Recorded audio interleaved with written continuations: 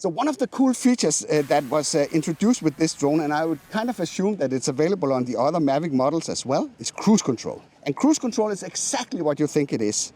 It's basically where you move the drone in one direction, and then you simply press the C2 button, which I've configured for this purpose. So now it says cruise control, and then you can see I can let go of the sticks, and then it continues to fly with the speed that I set with this cruise control.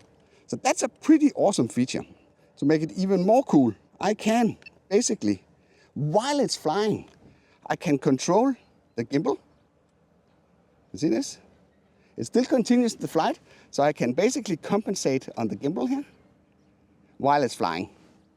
I might also be able to turn it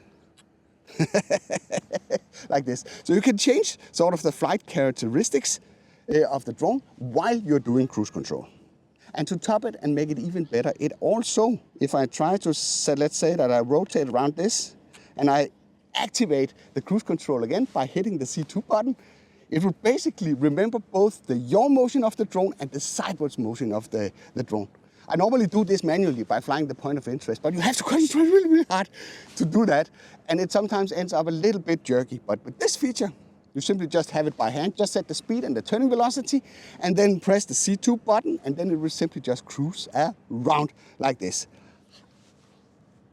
That's pretty cool. As you probably have figured out by now, I will be releasing a ton of videos around this drone, as it's a really obvious update if you're already a Mavic 2 Pro owner. So all those videos will go into a playlist that you can access through this card. I hope you liked this video. If you did, then feel free to give a like. If you didn't like it, feel free to press the dislike button twice. Thank you for watching, and I'll be seeing you around.